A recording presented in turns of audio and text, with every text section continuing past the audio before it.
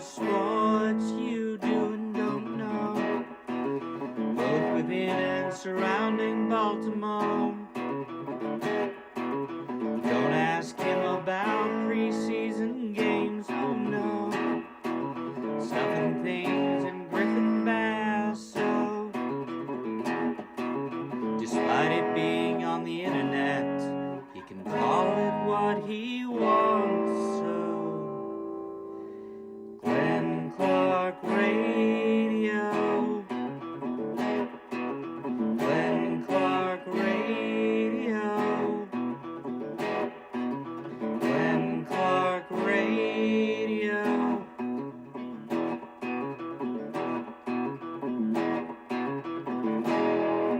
Duke sucks.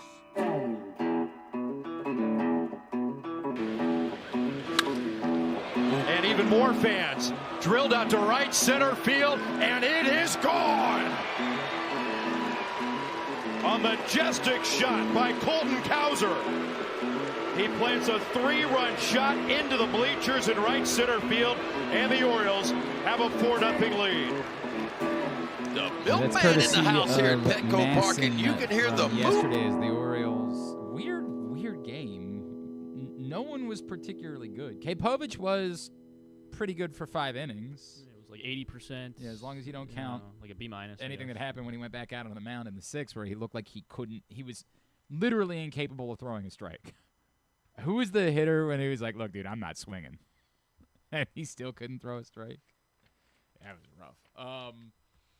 But the first 5 innings were good for Kapovich. And there were moments for everybody. Obviously, the Colton Cowser home run was the start of 3 straight home runs for the Birds. And Jackson Holliday hitting the home run to start the game. That was good. And at first, Keegan Aiken was good. Like, when he first came in, you were like, okay, he's settling things down. And then that wasn't quite so good afterwards.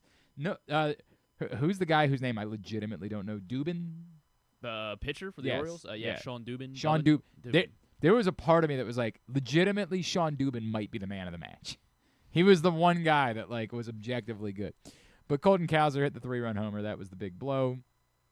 He's man of the match. The Orioles not only win, but finish off a sweep of the Padres, which we all definitely saw coming. I had it on my bingo card. Yeah. Neato gang. I don't know. It's neat. They're off tonight. They come back home to face the Dodgers this weekend. And, Colton Cowser could have had 2 home runs. Was very close to having a 2-home-run game, but Ramon Laureano had other ideas with a spectacular leaping grab in left field. So Colton Cowser, not because, like, the might have been doesn't matter, but just because the 3-run homer was the biggest moment in the game. He's the man of the match as the Orioles win 7-5 to sweep the series. Good morning. It is a Thursday edition of Glenn Clark Radio. I'm Glenn. He's Griffin. Today's show is brought to you by Game Day Men's Health in Owings Mills, Frederick, and Columbia. Be like your boy and be like Kyle Busch and get things turned around thanks to Game Day Men's Health. Owings Mills, 443-264-4454. Columbia, 443-266-3505. Frederick, 240-931-3717. For me, just feeling sluggish and run down, got a testosterone test. It's not that. What is it? Why do I not feel the same way? Peptide proteins have been a game changer. I've been feeling much better when I wake up in the morning. I've been recovering better from more strenuous workouts. It's been a game changer for me. If you're dealing with that, if you really might be low T, if you're dealing with belly fat and just it's not the same, you can't lose weight the way that you did or get rid of it the way that you did in your 20s and 30s. If you are dealing with performance issues in the bedroom, they've got you covered. GameDayMen'sHealth.com or give them a call. In just a couple of minutes, we'll chat with Devin McCourty of NBC, 3-time Super Bowl champ. Later on, James Palmer of The Athletic will join us, why he thinks the Ravens are going to win the Super Bowl. We'll make some picks with Ken Zalis, all that coming up. But quickly, the Ravens got back to work yesterday. The first news yesterday was the addition of J.T. Gray, which was kind of off the beaten path. J.T. Gray, who had been a significant special teams contributor for the New Orleans Saints for the last few years, became available, and the Ravens and special teamers, they're like, hell yeah, give us one of those. Former All-Pro, was an All-Pro, in fact, just last year, which kind of made it weird that he became available. He was released, and the Ravens scooped him up. They put him on the practice squad. The consensus seems to be that, they brought him in here to play, so they'll use his elevations, and then they'll see where they're at roster-wise. Good news for everybody. They didn't have to make a roster move in order to get him, so everybody else's roster spot is safe. But, yeah, real weird that a player like that is just available. And, well, the Saints, they're so good that you could sort of understand. Just very weird. I don't know what to make of that. They know they got to win the game in other facets. Yeah, right. They're explosive offense led by Spencer Rattler. So that was the first news yesterday, is the addition to the practice squad and the expectation that J.T. Gray is probably going to play. Then we get the injury report for yesterday, and the next news, good, Jair Alexander back on the practice field. Now, admittedly listed as a limited participant. John Harbaugh he was kind of saying mum on the subject afterwards when he was asked about it, so not a whole lot to follow up with there. The other weird part is Pat Ricard, who I feel like this was nobody made a big deal about this, but Pat Ricard did not practice again with a calf injury yesterday. Isaiah Likely we didn't expect to practice or play this week, so that's not surprising, but the Pat Ricard part, I don't really have a grasp for what the timetable is for the Ravens fullback and for him to return, but Jair Alexander is on the field. The Bills had a couple of players that were limited that I think were noteworthy in Keon Coleman and Tyler Bass, but no one that as of right now the expectation is they wouldn't be able to go for Sunday. So that's the story on the injury report.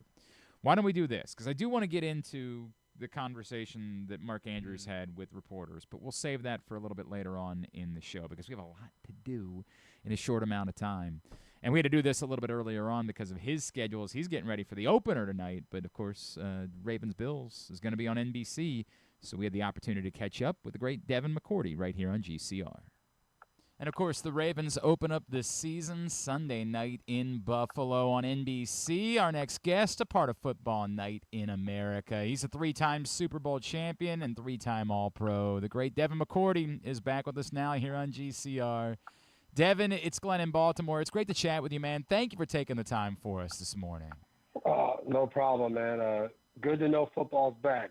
All these conversations I get to have with people means we're that close to opening night and being back out there. It's funny because football's back, and on paper, there's not a lot better than Ravens-Bills, right? This is definitely the game of the weekend, and yet I feel like for both markets, there's this sort of weird.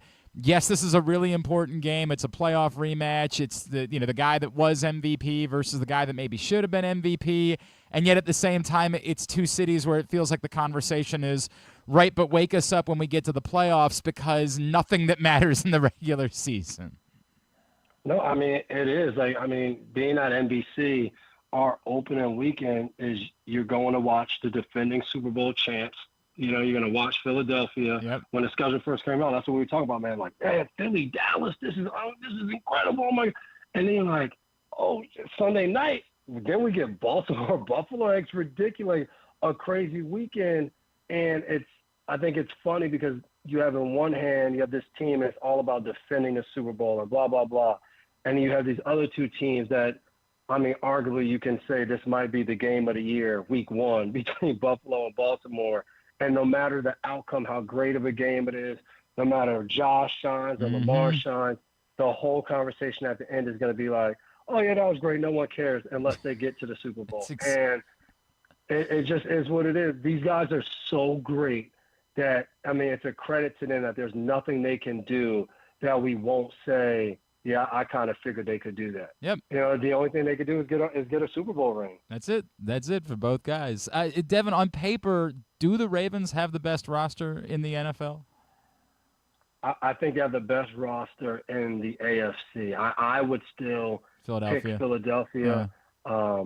I think part of that is because they reached the mountaintop and they've lost guys, but they've also lost guys that if, we were not even the beginning of last season, midway, if we said Milton Williams was going to sign a huge contract in New England, I think a lot of people would have been like, who's that? Right. Like Milton Williams, you know what I mean? Like Philly has done a good job of always having these guys. And I think there's an argument still that there's some guys over there that we're going to, by the end of the season, say, oh, man, a Jomo, like we didn't know who he was. And I think Baltimore is the same way. I think Travis Jones is that type of player of no one really talks about him, but like I talked to Kyle Van Noy and he's like, man, this dude is an animal in the middle. So there's still some players like that. But I mean, in an ideal world, by talent, we'd be watching Baltimore, Philadelphia in February playing in the Super Bowl. So, Devin, what is the difference, right? Like, and again, we're not going to learn it on Sunday night. I recognize that. But what is the difference right now for you in terms of the Ravens being this team that has consistently been good and obviously got better last year as the season went on defensively? How do they close that gap and get over the hump in the playoffs? Now, we had a saying in New England, your best players play their best in the biggest games of the year, and your role players play great in their roles in the biggest games of the year. I think for Baltimore right now, I don't think we've walked away from the biggest games of the year for them. Call it last year against Buffalo, the year before against Kansas City. I don't think we've walked away saying their best players played their best ball. And until they get to that level, and it doesn't mean they play, like I think we have this notion that like they have to play a perfect game.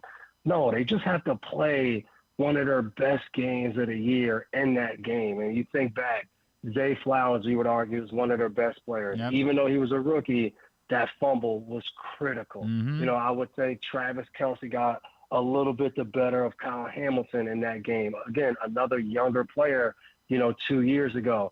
Last year, Mark Andrews, the fumble, the drop, like it's just those little things that to me, the games I've played in, whether it was Tom Brady, whether it was Julian Edelman, Rob Gronkowski, Dante Hightower, like these guys made these incredible plays in moments, and they played just solid football. Our best players, when we turned on the film, played really good ball. I remember Joe Tooney and Shaq Mason. We played against Aaron Donald. Like, we needed them to block Aaron Donald maybe 4 or 5 times one-on-one.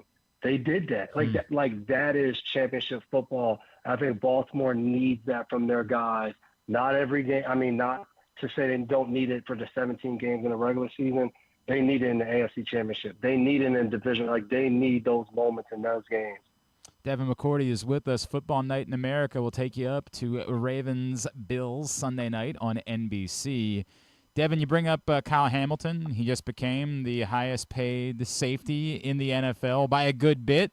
And I know that maybe safety, just describing him as a safety, doesn't do full justice to what it is that he does. I feel like there might be people around the league who are like, yeah, he's a good football player, but like that much more than any safety has ever gotten in the history of the NFL, really? Can you describe why it is that you think the Ravens were willing to pay Kyle Hamilton the way that they did? And I guess the dumb way of saying it, is he worth the amount of money they just paid him? Yeah, I mean, because in what we're going to say, in 2 years, he won't be by a wide margin that much more paid than the next guy, even though he's still going to be that much better than that next guy. I mean, again, a guy having played the position, I said it last year, when we watched the Kansas City-Baltimore game, I go up to him and I'm like, man, like it's crazy to think me and you played the same position.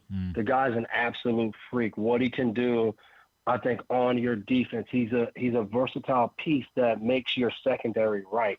Last year, they kind of lost, with Marcus Williams. When they took him out of the lineup, they kind of didn't have the sure end of the back end that they wanted, like playing guys deep, and how they wanted to work out playing that straight safety position wasn't ideal. So they said, you know what, Kyle, we know what you did last year when you were at the nickel position and you were blitzing, you were covering guys like Jamar Chase in the slot. This year, you're not gonna be able to do that. Okay, great. He still goes and has an unbelievable year. And I was a little sad when Darius Washington got hurt this year, because I thought he played at such a high level last year when they gave him an extended role.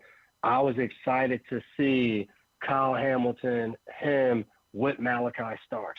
I was like, all right, we're going to get to see Kyle Hamilton back in that kind of nickel. And I know they got a lot of corners too, But I just was like, man, we're going to get a little bit more of those 3 safety sets. But, you know, I think it's going to be a little harder. But I think the guy's unbelievable.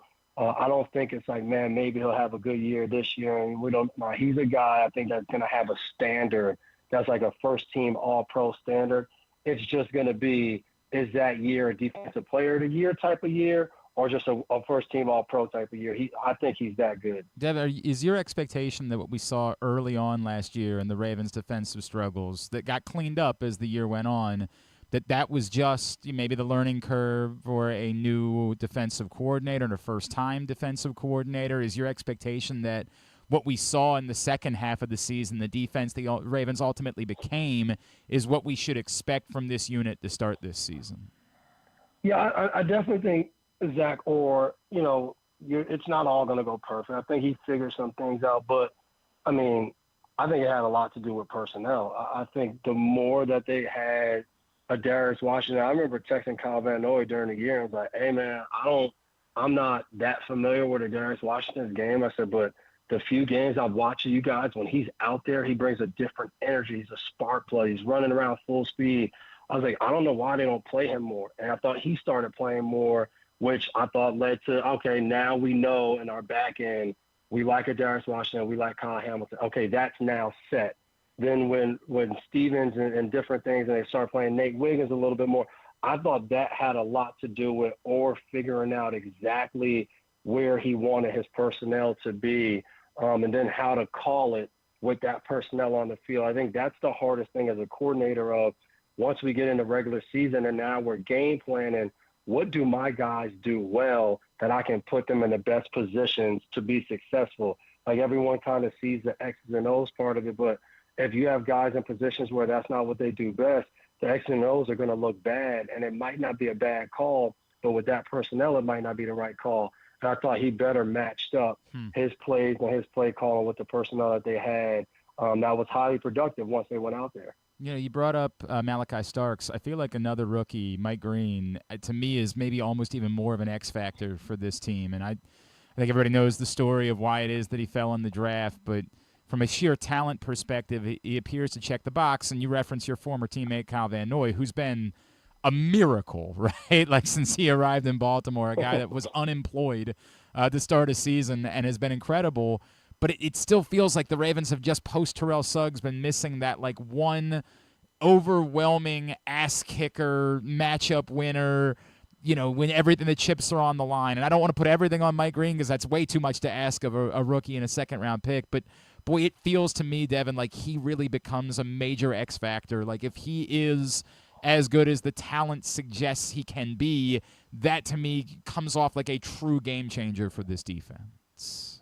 Yeah, no doubt about it. And I think the why this is special is because, you know, all the conversation with Micah Parsons, and now that he's gone, it's like, well, he doesn't defend the run. He doesn't defend the run. Okay, like we know that. And I look at a guy like Mike Green, they're not going to ask Mike Green to go out there and play 85% of the snaps and be out there holding the edge on first and second down and tell him, like, if you want a pass rush, you better hold the edge and stop the run. No, he's going to get to do what he does best early in his career. And having the guys like Oweh and having Van Noy, you have these guys that are going to be able to be out there a majority of the snaps and do different things.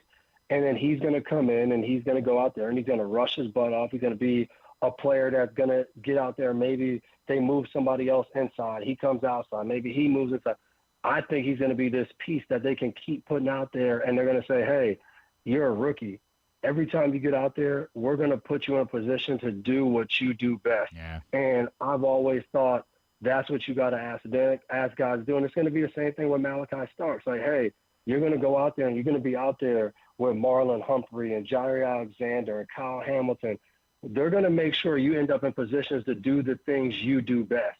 And you're going to keep learning all the other things that, you know, by the end of the year, these two guys might be out there more and more doing more things compared to what we saw in, you know, weeks 1 to 4. Yeah. And that, to me, that's how you have a good defense. That's how you create, you know, what Baltimore has been known for, these legacy defenses that every year it seems like role players stepped up, but then you just had these core guys who were unbelievable. It seems like that's what they're building now. Devin, I need to know, what is it like to attempt to tackle Derrick Henry? Well, for one, I gotta love that this whole conversation. We've been on the phone for how long, and this is the first time we're about to dig in to the offense. So I know, right? I love the defensive talk, right? No, Derrick Henry. I mean, everyone keeps. I was in a conversation with some friends, and we're talking about can Travis Hunter go both ways, and they're like, "But is Travis Hunter going to tackle Derrick Henry when he turns the corner?" I was like, "Is any corner going to tackle Derrick Henry?" Like, no one is signing up to tackle Derrick Henry. Take the biggest corners in the game right now. Like, they don't want to tackle this guy, and what I love about Derrick Henry is, the talk and knock on running backs is as they get closer to 30, it's time to move on. Derrick Henry's age is getting thrown out of the window because, no one really cares to check to see how old he is and what year this is.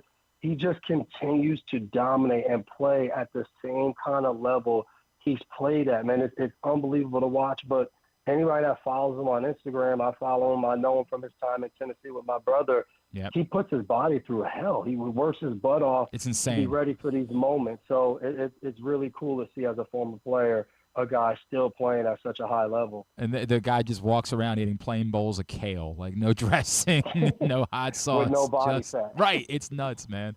It's funny because we probably didn't bring up the offense because we just have no real questions about that side of the ball in Baltimore. That's but very true. I will give you what do you think DeAndre Hopkins can still bring to the table? As a guy that you've gone up against, obviously, in your career, at this point, what do you believe he could still – I know that in Kansas City they said he wasn't a fit, but I don't know, in Baltimore, it doesn't feel like his role – they're asking all that much from him. Be a red zone target, be a guy that makes 3 to 4 big catches a game.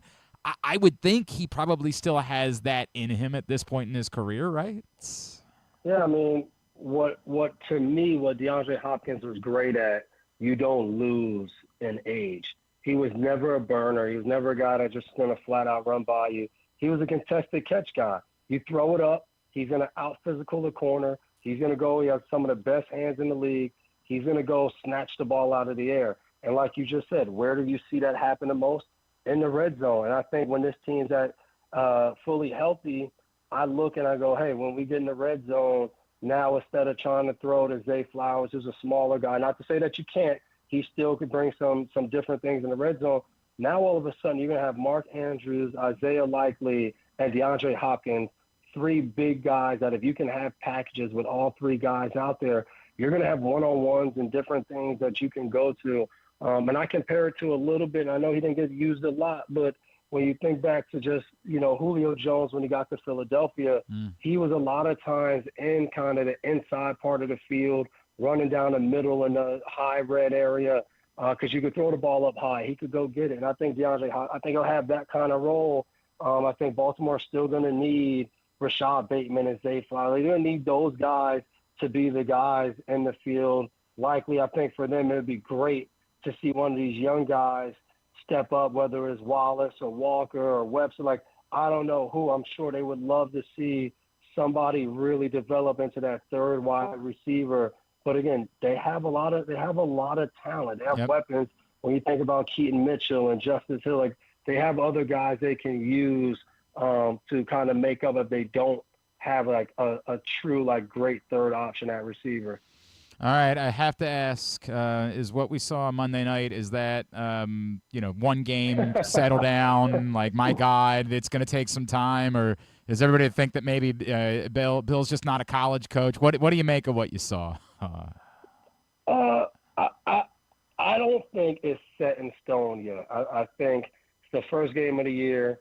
You have no idea what you have because you're not playing against anybody. There's no preseason. There's no joint practices. Yeah. So I think it'll get better. But I think when you talk to a lot of college football people, they're like, yeah, TCU won. Did TCU win in a way that we didn't think would happen, like a team not complete a pass for 2 hours? Yeah, we didn't think it would be that bad. But a lot of people are like, TCU is a better football team. Right. Now, we thought it'd be more competitive and things like that. And I was telling somebody, I think the thing people have to remember is when you're a coach in the NFL and you switch and you go somewhere else, you do a good job of drafting the right guys that you think, but you also go and get some guys that you've coached that have been in your system, because if you get in a game like Monday night and you need to make adjustments, you at least have some players that can adjust with you.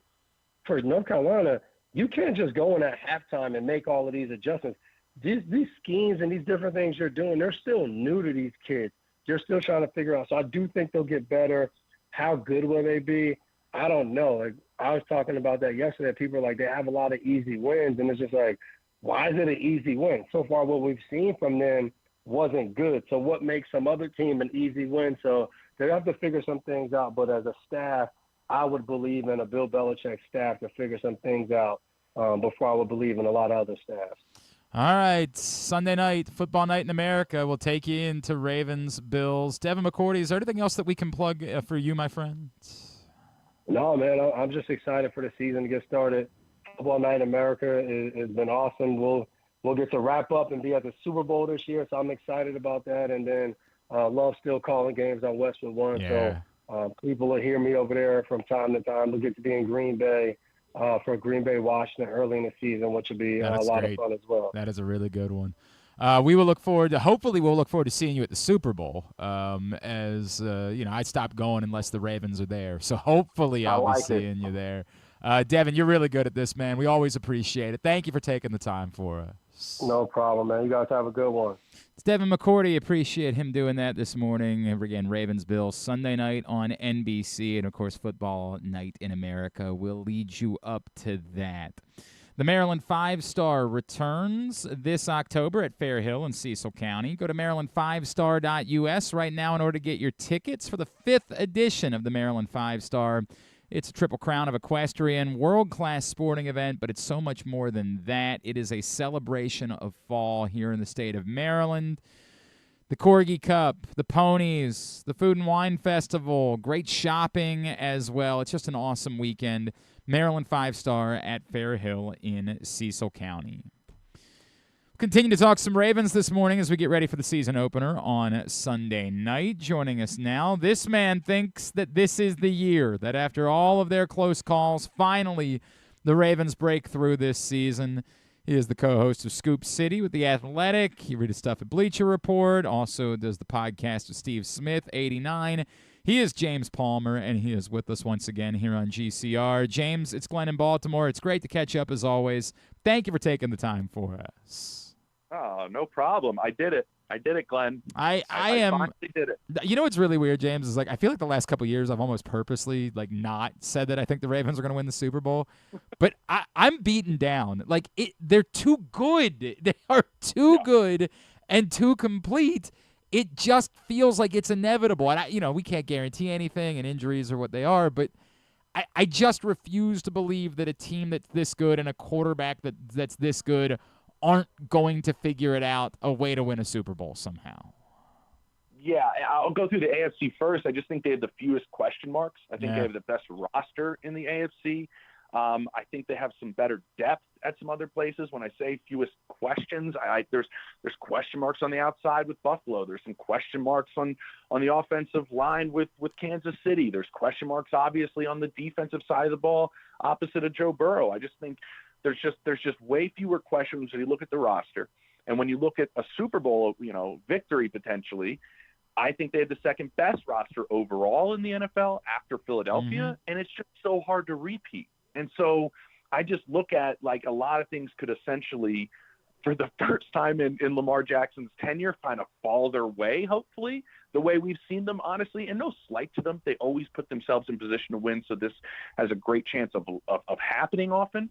But Kansas City has a lot of things fall their way. They do. I mean, we remember the opener a year ago, and if there's not 900 cameras on that game, I don't know if we see Isaiah Likely's toe. I don't know how many field goals that short against the Broncos are blocked regularly. You know what I mean?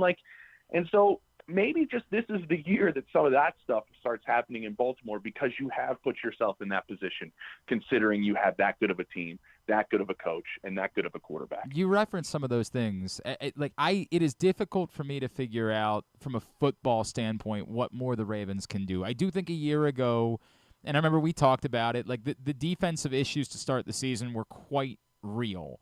But they seemed to solve that as the year went on, and I don't really have a whole lot of concerns about their defense going into it, and maybe they're playing at home in the playoffs instead of on the road if not for those defensive issues early on. Like, to me, there's no reason why this team shouldn't be, not to your point, not just the team that's in the Super Bowl or winning the Super Bowl. They should be the number 1 seed in the AFC. Like to me, they are better the way that you're describing it. I think so. And obviously this is all going to come down to what happens in the postseason, right? I'm going to have this. Actually, we're taping our show for Scoop City for the Athletic coming up in a little bit, and I'm going to go on a rant about Lamar Jackson and Jalen Hurts and actually compliment both players.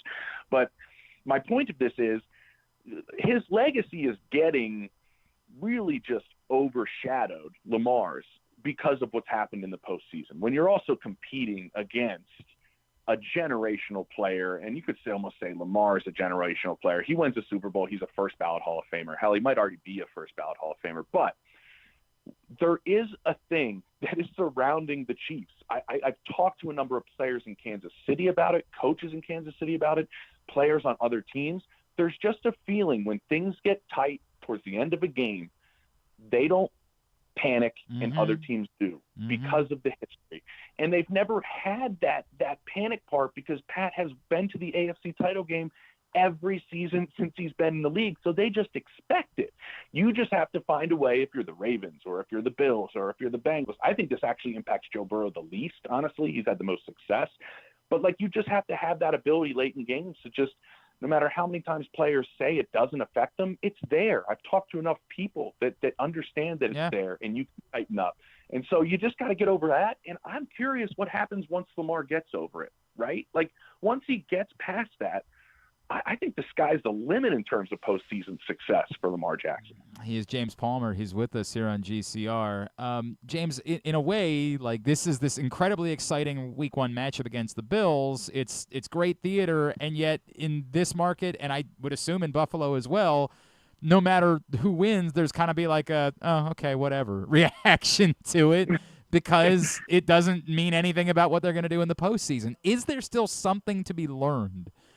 Again, aside from disaster, like the defense a year ago at the start of the season, is there still anything to be taken from even a big game like this on the road in Buffalo? Maybe is there a point to, these circumstances and not panicking? I don't know. I just don't know what we can learn about anything that happens in the regular season at this point. Well, I think you're partially right because I do think everybody that's playing in this game on Sunday night in Buffalo expects them to play again. Yeah. Right? On both sides. So we pretty much expect each other to meet again. And you're right. It is the first game of the season. But if I'm looking at from the Ravens perspective, we brought up that Kansas City loss to open the start of the season. What did they do in week 2? I mean, they lost to the Raiders. Yep. It was awful. They played the Browns in week 2. And so, I look at Baltimore, and I would really love to win this game if I'm John Harbaugh, because I look at what I have before that Week 7 bye, and I mean these teams are all really good outside of Cleveland, right? So you go Buffalo, Cleveland, Detroit, Kansas City, Houston, and then the Rams, and then your bye. They're all really good teams, and so I want to make sure we start off fast, which has been a little bit of an issue the last couple of years. But again, it's not end-all, be-all, right? But you're right. I do think there is an aspect to we'll face each other again in the postseason. But at the same time, I look at this early portion before the bye, and if Baltimore can get rolling, the middle part of their schedules, if I remember correctly, they should be able to mow through that group.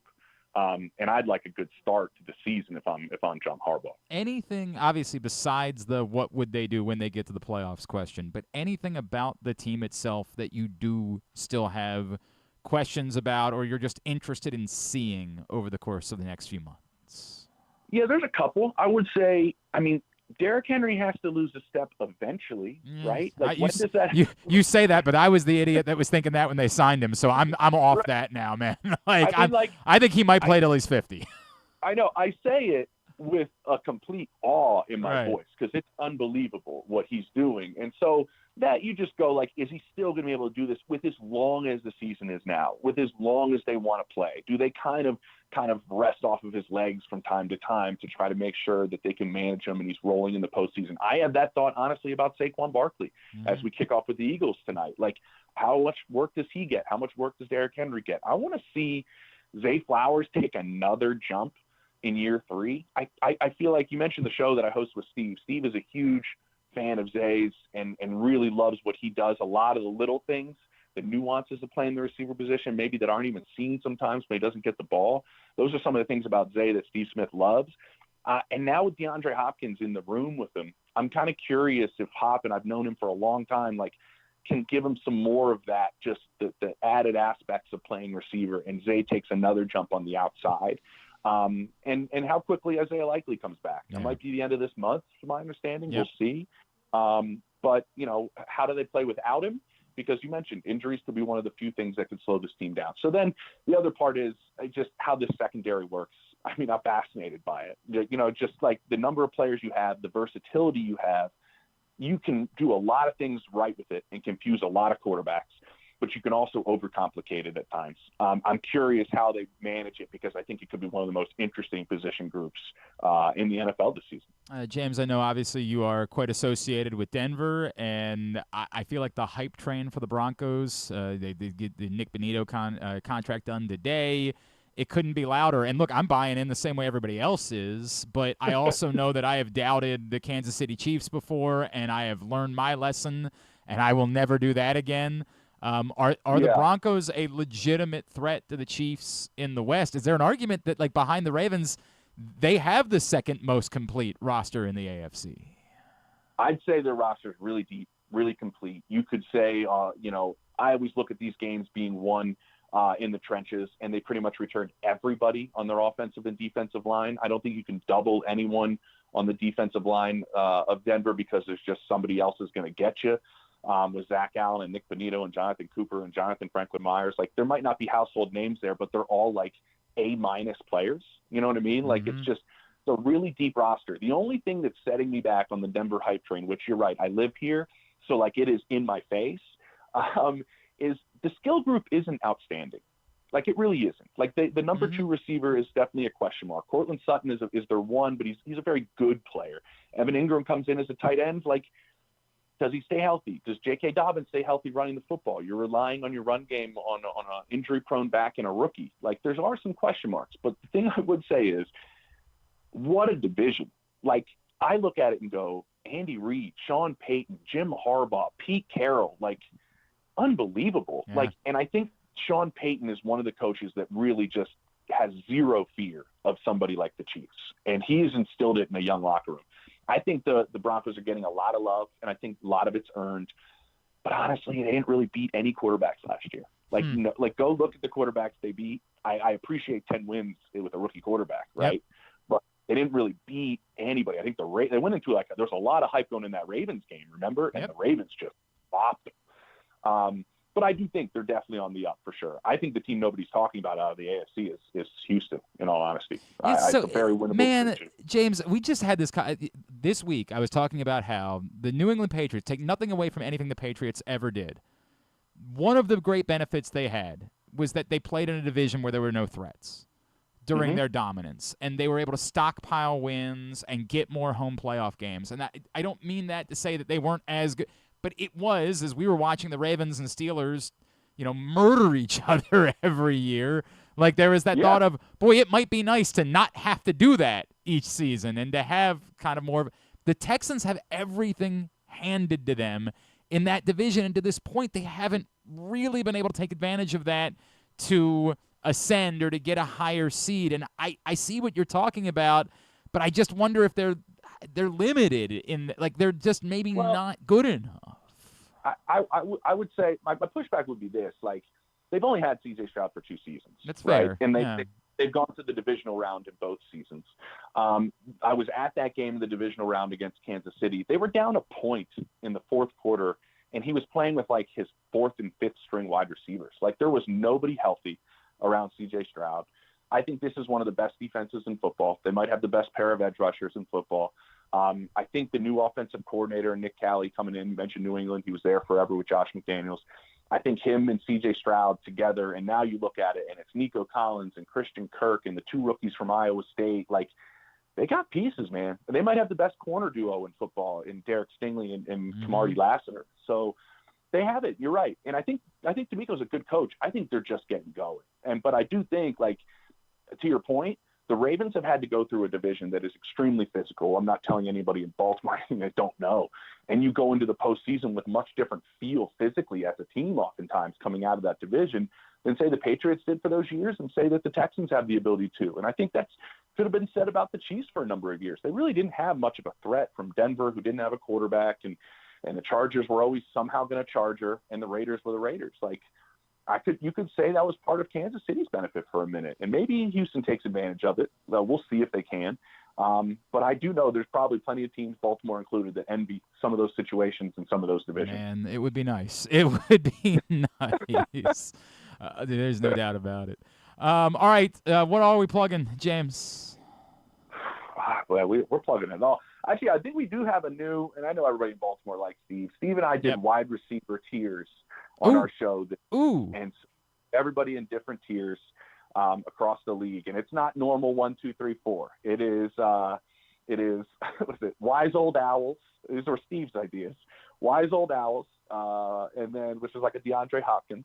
There's there's the big dogs, which are the cream of the crop. There's the young pups. There's the one-trick ponies. These are all Steve's takes on all the receivers across the league, which was super fun to do with him. And I talked to a bunch of defensive coaches about these receivers and what it was like going against them and how they describe them. So I would go watch that. That's cool. Everybody Steve in Baltimore, so it was fun. I just found it. I am going to spend some time with it later today. That is a promise, because that does sound really good.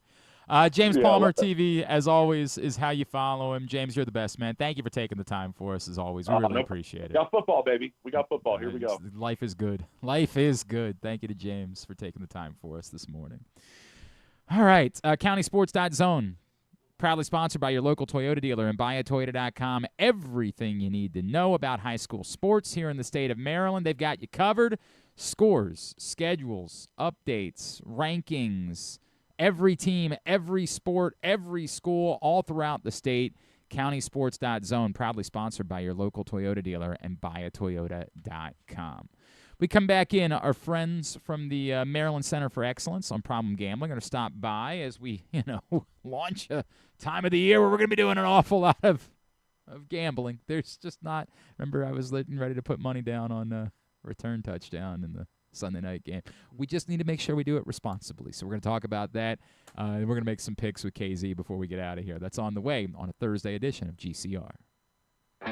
Feeling sluggish, unfocused, or not like yourself? It could be low testosterone. At Game Day Men's Health, we specialize in testosterone replacement therapy to help men boost energy, improve mood, and regain confidence. Our treatments, including testosterone cypionate, are safe, natural, and tailored to fit your lifestyle with weekly injections or pellet therapy. Get started today with a free testosterone test and feel the difference. GameDayMen'sHealth.com.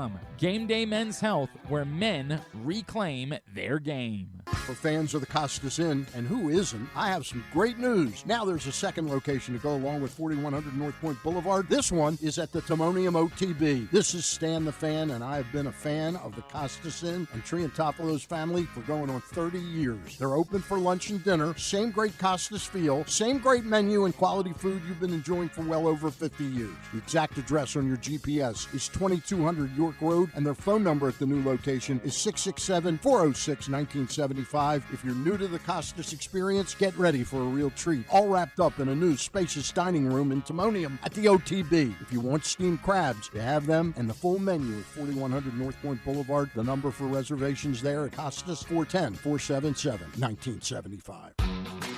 Get ready, Baltimore. On Saturday, September 6th, the world's top pro cyclists return for the Maryland Cycling Classic, America's top pro road race. Cheer on elite men's and women's teams from around the globe as they battle it out on a brand new circuit through Charm City. Enjoy a free festival, fan zones, and all the action at Harbor Point and the Inner Harbor. Watch live on Maryland Public TV or join the live stream at marylandcyclingclassic.us. Don't miss the speed, the strategy, the spectacle. The Maryland Cycling Classic, September 6th in Baltimore. Game day gets even better at Live Casino. Score a live jersey on September 6th and bucket hat on September 27th. Plus, catch our Big Plays, Big Pays hot seats on select game days. When the home team scores, the prize pool doubles. And we'll give away a $50 sports and social gift card with every touchdown. Take it to the end zone at Live Casino. At Arundel Mills, must be 21. Please play responsibly. For help, visit mdgamblinghelp.org or call 1-800-GAMBLER. Gambling can be a fun and entertaining experience, but there are risks involved. If you're planning on betting on the game at the casino or on your phone or computer, know your limit, stay within it.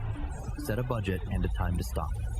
Remember, gambling isn't a financial solution, and it doesn't mix well with alcohol or drugs. Know the risks and have a plan before you begin gambling.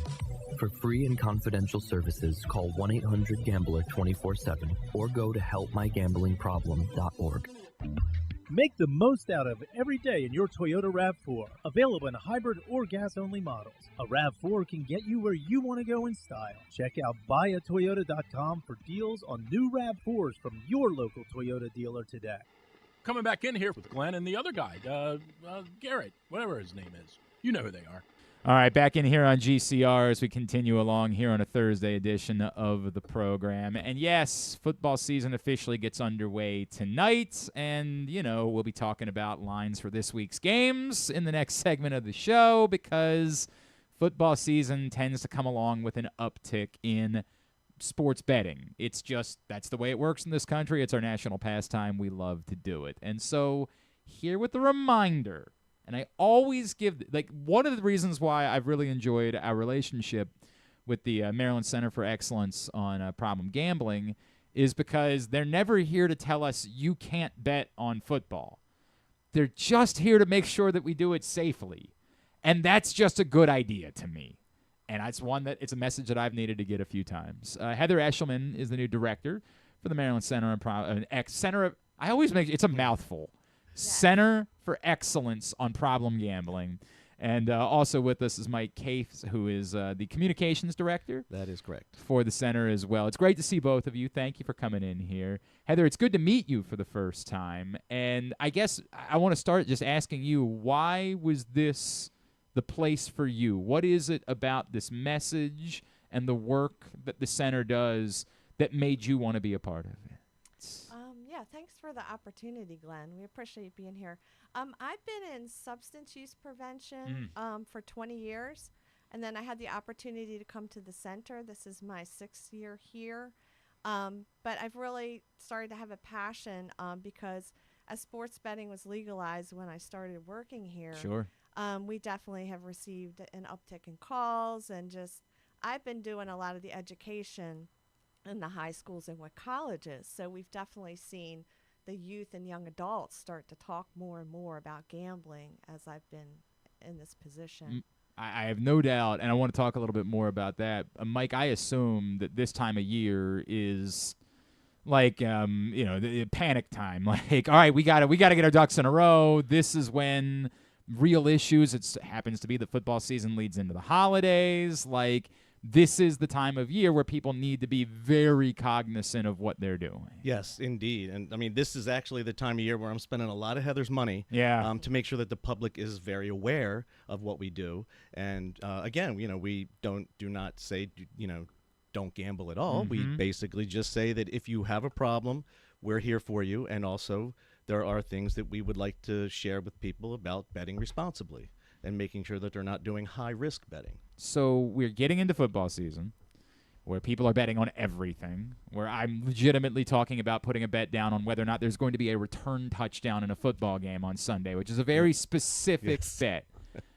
Heather, what is it that you think people should be watching for? The people that particularly bet specifically once they get the football season, what should you be watching for that maybe is a sign that perhaps what you're doing is no longer just fun, it might be indicative of a problem? Okay, yeah. Real quick, though, I want to say, before you start betting, try to use some of those controls that are within the sports books, like set a limit on time and money. That's going to be like something that's really going to help you. There's also like other, if you start to see you're gambling too much, there's also some blocking websites that you can block, gambling websites, if it gets to that point where you just really need to take a break. But if you see that it's getting out of control, which means like it's causing you stress, you feel like, you're using your whole paycheck or you're spending money that should be used for rent or food or whatever it is, if it's causing you family conflict, then you really need to look at your behavior and say, hey, I need to cut back. And most people can cut back on their own, but there's going to be about 5% of people that can't cut back. So it becomes a gambling disorder for them, and that's where we encourage people to really call the 1-800-GAMBLER helpline that you see on all the commercials. So it's super important people know the number. Yep. They can text, chat, call 24 hours, 7 days a week. Oh, you can text the same number, 1-800-GAMBLER. Yes. Okay, so it's not just you can call, and we always talk about how you can speak to someone who's actually been in your shoes before, but you can also send a text because we know there are a lot of people that now have a lot of anxiety about making phone calls. You can just send a text. And it's interesting you say that, Glenn, because we were just reviewing some new data in from this past year, and we're noticing that for the first time, the amount of people asking for help have been more so from the texting and chatting from the website versus calling. So, I mean, it's broken the 50% mark. Mike, what about you? Are there behaviors that, like, you've noticed that, like, hey, man, if you're doing I always bring up because I feel like it's become a hot-button issue. The only time in my life that I ever said I need to stop was because I was betting on ping pong. I was betting, Eastern European, middle of the night. It's the only sport going on. I want to bet on something.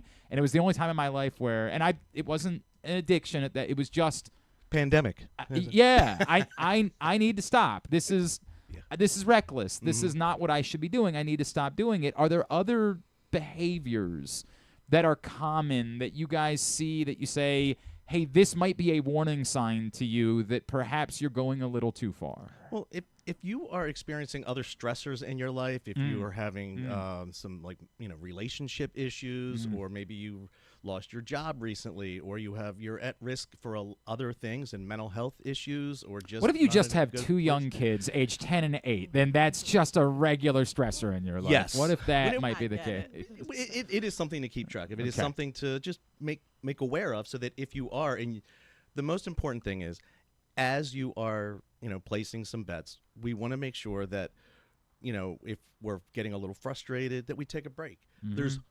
I think we've all learned this by now, that there are always going to be more opportunities to gamble. They're not going to just turn it off over the next week. You said you needed to pause. Well, you'll never be allowed to give us your money ever again. Yeah, not going to happen. Right. Correct. So that's the main thing we want to make sure is that people have the ability and the wherewithal to just take a break. We're chatting with Heather and Mike from the Maryland Center for Excellence on Problem Gambling. They're in studio with us here today on GCR.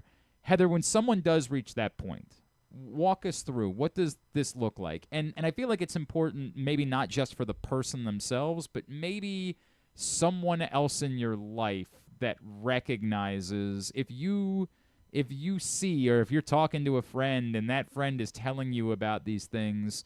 I guess let me start there and then we can talk about it. But start, if you just know, what do you see in your spouse and your brother, that you would say, how do you approach that part of it?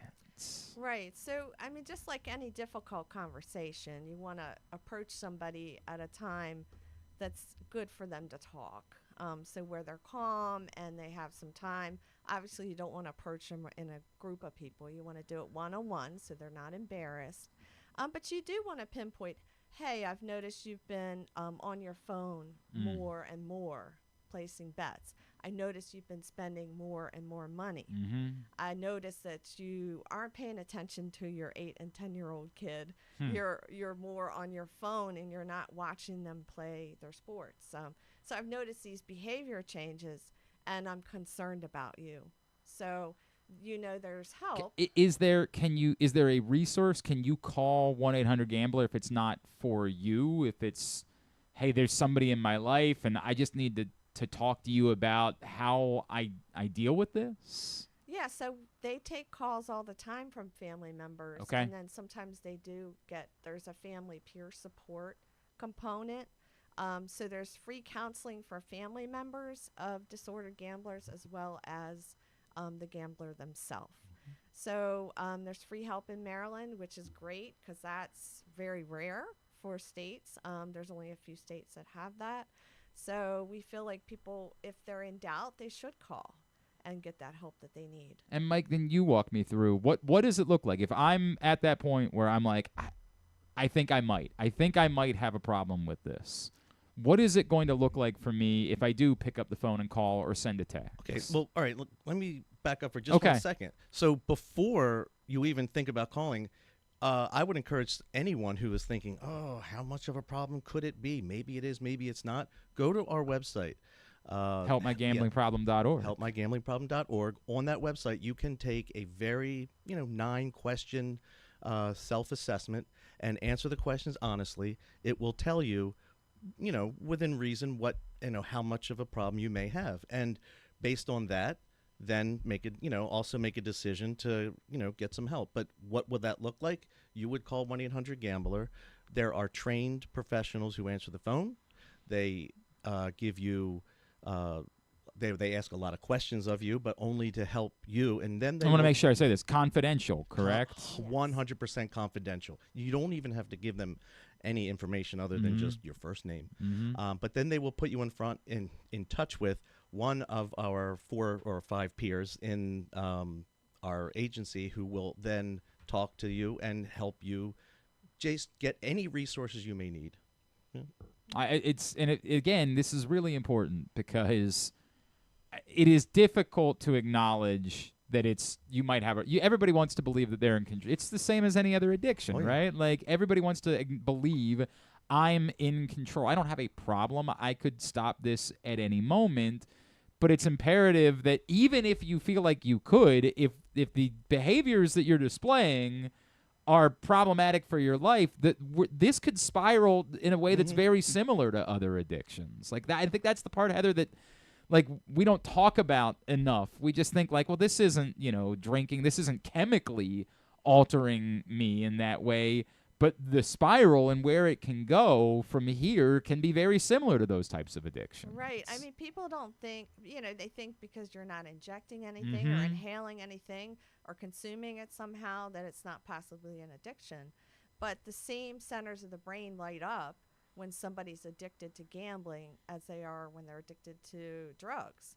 So that's why, when we look at counseling, it's the same type of strategies they use to help people that would have a substance use disorder. And Mike, I remember one of the things that I liked so much about the partnership, you all partner with the casinos themselves as well, correct? So that like you could say, hey, I'd like to be on this list. I don't trust myself. So I'd like to be on a list and not be able to go into casinos. Yes. The state of Maryland offers the voluntary exclusion program. You can exclude yourself voluntarily from casino gaming, from just sports betting, and also what is the other one? Casino, bingo halls, and lotteries. Okay. Yep. And in doing that, you are I'm going to let you explain the rest of that.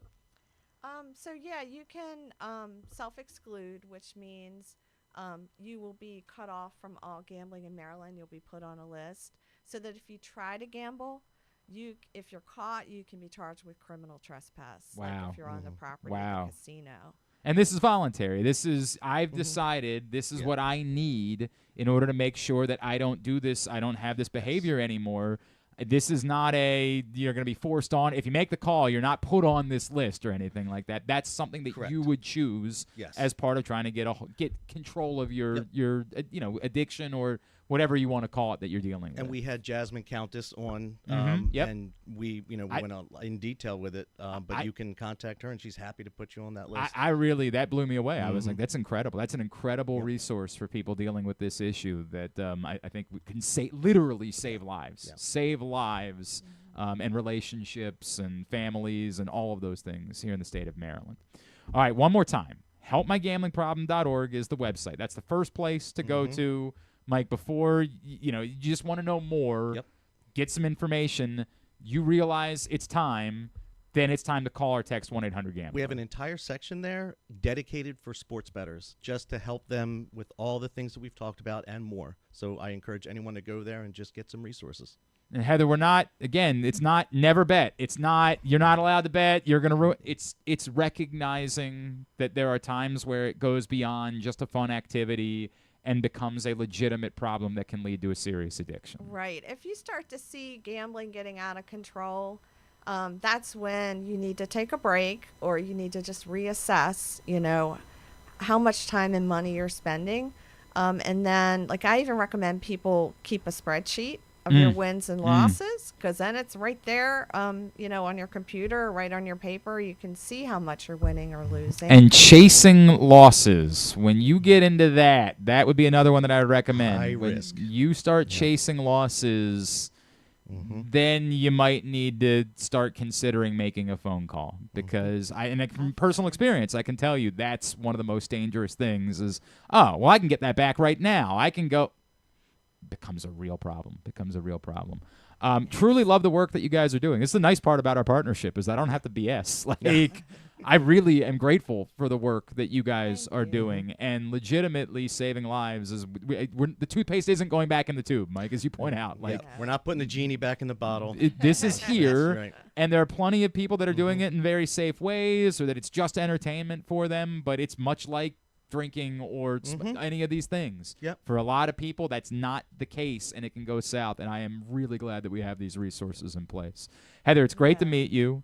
Thank you so much for coming in, and I look forward to having many more of these conversations. Mike, always appreciate you, man. Thank you, Glenn. And also, I have one more message for you. Mary asked me personally to let you know that she said hi, and she does miss your interactions. I love, and Mary did a wonderful job, and obviously in the time where sports betting was being introduced to our state, and there was a lot that a lot of us were learning and going through and experiencing for the first time. Very appreciative for everything that Mary Drexler did, and Heather, really looking forward to working with you moving forward. And I'm telling you, seriously, it means a lot that we have these resources. As I've lost people in my life to addiction, it's a very serious thing for me, and we need to talk about it, and we need to be honest about it, and so I greatly appreciate that we're doing that. Thank you, Glenn. When we come back in, we'll talk about the slate for this week, and Ken Zalis will join us next as we continue along on a Thursday edition of Glenn Clark Radio.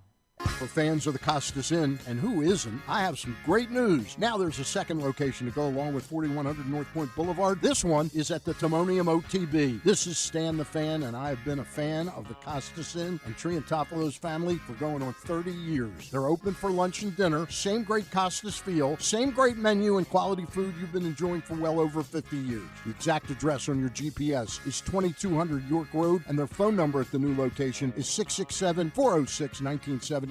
If you're new to the Costas experience, get ready for a real treat. All wrapped up in a new spacious dining room in Timonium at the OTB. If you want steamed crabs, you have them, and the full menu at 4100 North Point Boulevard. The number for reservations there at Costas, 410-477-1975. Game day gets even better at Live Casino. Score a live jersey on September 6th and bucket hat on September 27th. Plus, catch our big plays, big pays hot seats on select game days. When the home team scores, the prize pool doubles. And we'll give away a $50 sports and social gift card with every touchdown. Take it to the end zone at Live Casino.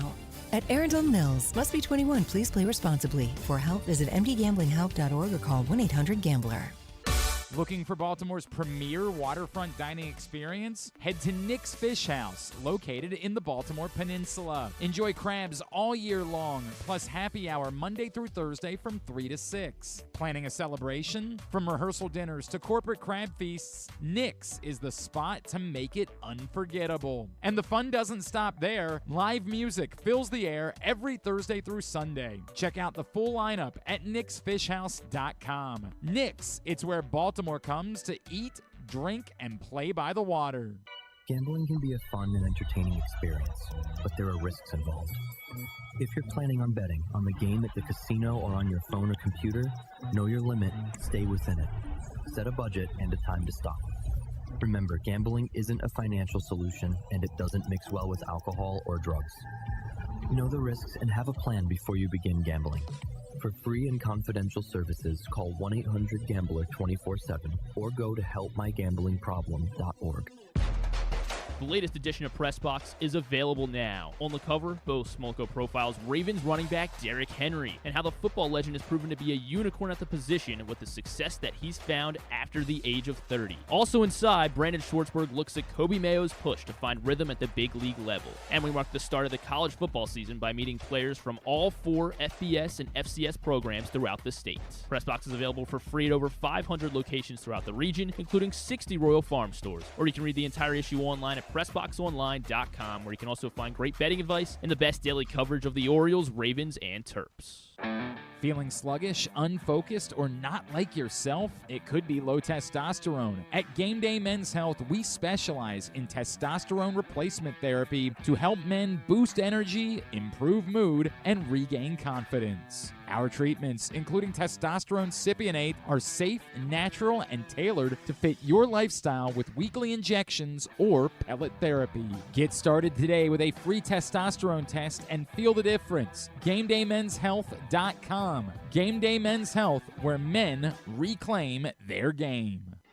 Contrary to what some people believe, I actually like this guy when he sleeps. Glenn Clark, talking sports. All right, back in here on GCR as we continue along on a Thursday edition of the program, and we will be betting responsibly this season. Joining us now, as he does every week, he is going to help us make our picks for Week 1 of the NFL season, Week 2 of college football. He's our buddy Ken Zalis. What's going on, dude? How are you? I'm good. How's everybody? Other than your stupid draft the other day. Other than that, I know. Why did you complain about collude against me and Glenn? Yeah. How The funny was Zalises that? versus- The Zalis is right at the top of the draft. Glenn and Griffin, because they complain about the cockamamie rules changes, go to the bottom of the order. Wasn't even. I'm not a fan So the of it, funny but- thing was, so you can complain about it all you want, but that was done randomly like 2 months ago. I'm so but, sure. But the fact that nobody checks until the day before the draft is just beyond. Because you get, I don't think Paul Valley's actually even playing in the league. I'm facing Paul Valley this week. He's got Matt Bushman in his starting lineup. We got to do if you're going to be the crooked commissioner. I just reach out. I don't have time to chase people down one by one. I do that enough. But the funny thing was, so I was at my son's soccer game while the draft is happening. Mm-hmm. So before the game, during the day, I said to my son, I was like, by the way, it's a double tight end starting format. He's like, it's okay. He goes, I pre-ranked all my players, so I'm good to go. I was like, okay. 0 tight ends. He's like, I guess I should have put them a lot higher. I was like, yeah. Who are his tight ends? It's awful. Oh, AJ Barner. He picked up AJ no Barner, and then the second year guy Sanders from Carolina. Sanders, yeah, it's not great. That's not great. Oh, cool. I'm playing Jeremy. He's got somebody named Troy Mangan. That's what are we doing? As his tight end. What are we doing? Who does not have a team. That's the same for Paul Valley. That's the same for Paul. I swear to God, I he's can't, starting Matt Bushman. Did you like my draft strategy, Ken? I just took one running back and that was it. I mean, we only have to start one running back. You only have to start one. That's it. That's why I do these leagues like this. It's like there's so many ways to play, and I think I can have more flexes. It actually makes it enjoyable because somebody's going to start 5 running backs versus 5 wide receivers. That's literally what Jeremy's doing. That's literally me. He's got nothing but he's got nothing but running backs. But he's also doesn't have it, so it's not really going to be a real matchup though, because he's got one tight end. So, I mean, whatever. All right, let's get into it. Let's make our picks for this week.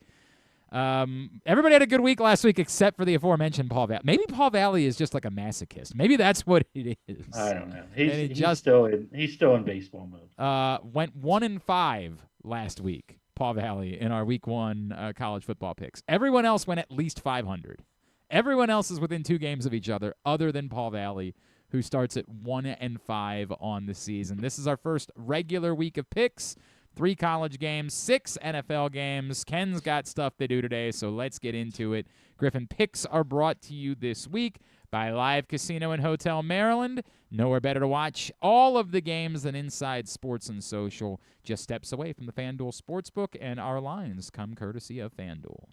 That is right. Let's go to College Park Friday night, 7:30 on the Big Ten Network. The Terps, they will be welcoming in the Northern Illinois Huskies, and the Terps are laying 16.5 against NIU. Again, I hate this because even though Malik Washington had a nice second half last week and certainly looked capable. That was a nice full game. It was not. The start was a struggle. It was a struggle. Well, yeah, I mean, it was his first game. There's no reason why Maryland should be favored by 16.5 points over anyone. What's the spread for Towson next week going to be? I don't know, 30, I guess, probably. So you're saying you're taking Towson? Yeah, I don't know. Northern Illinois, I thought, was better than Florida Atlantic until did you see what Northern Illinois did in week 1? I know they barely scraped by Holy Cross. They scored 19 points against Holy Cross. That's a strong club right there. Holy Cross. Is it? I think you're actually being a little tough on Holy Cross. They're a pretty good football program. They can be a pretty good football program all they want. They're in the Patriot League. There is no world where a Patriot League team the Patriot League should be. Employ you? What They do. do. What are you doing They here? do, and God love the Patriot League. But this isn't like a hometown conference. Yeah, tell me about how all the years the Patriot League teams are competing in the semifinals and for national championships. William and Mary went to D1. Come on. Yeah, was William and Mary? I don't think James they were in the. They were in the James CAA. Madison at one What are you? point? They were both. They were in the CAA. What are you doing? I don't know. They were not Patriot League teams. You're doing some Colgate- weird bit, Colgate almost beat Monmouth. It's Holy Cross. You're going to get hit by lightning. It's gonna thunder. That's a good point. They might come after me. I don't like it at all, but I just a team that scored 19 points against Holy Cross, I think might not be good at all. So I guess I'm taking Maryland because of it. But I hate the line. I have turned over a new leaf. Maryland was kind to me in week 1. And I like their quarterback. I've watched him for years. Around our parts, and I'm glad they did the right thing and just said, okay, hey, we're going to start him. He's the most talented. Go. There was some back and forth. I'm like, what are we doing? Like, I don't like what are we? You're starting him, right? But Northern Illinois is a real team. Like I get it what they were, but they've been known as giant killers over the years. Maryland once lost to Northern Illinois. Yes, they did. Especially early in the season. I'm sure are we doing like a blackout, whiteout, or anything? I don't know. I think I'm going to the game tomorrow night. Actually, I have no idea. I can't lay 16.5. Not against a legit football team. All right. I get it. I'm going to take the Huskies here. I get it. I really wish it was like 17.5. That would make it easier to pick NIU. I just don't know what to do here. I do believe in Maryland, but I don't know. It's week 2. I don't believe they're like that crazy strong. NIU obviously has been competitive with better teams, especially last year. When you look at their team last year, I don't really know much about them this year, other than that, they scraped by week 1. I think Maryland wins, but I don't want to really bet on it, so I'm going to take the points with Northern Illinois here. I get it. Getting double digits. I would have done that right until I saw the result of week 1. And seeing all the clips, until I saw that result. Seeing all the clips from that home and home in 2003 and 04. I remember it well. I'm going to take NIU. Stecca joins KZ and I, as does Kyle Ottenheimer. We are the 4 on NIU. All right. Everyone else on Maryland. Very good. Oh, that means that Paul's on my side? Oh, no. UAB at Navy on Saturday, 3:30 on CBS Sports Network. The Mids are laying 21.5 against Trent Dilfer and UAB. UAB is very bad. They are not great. They've been very bad for some time. Won last week, though. Who'd they beat? They beat someone bad. Yeah, I mean, did it matter? I know who it was. It was this number feels low to me, is what I'm saying. Like, I don't think UAB is Alabama State. There it is. Okay, I mean, no, that's not. They have a football team. They do have a football team, legally speaking. I think, it kills me because I love Trent Dilfer. That's my guy. But UAB's been really bad for a long time. Navy's a well-oiled machine. I get it. It's an insane number for a conference game. But I just don't think UAB's on Navy's level in any way. Jesus, is a conference game. I like Navy to cover a huge number. I hate that it's a conference game this early. Yeah. Like I know. Well, we've seen everybody play a game. Yeah. It's like, why are we playing conference games? We don't know anything.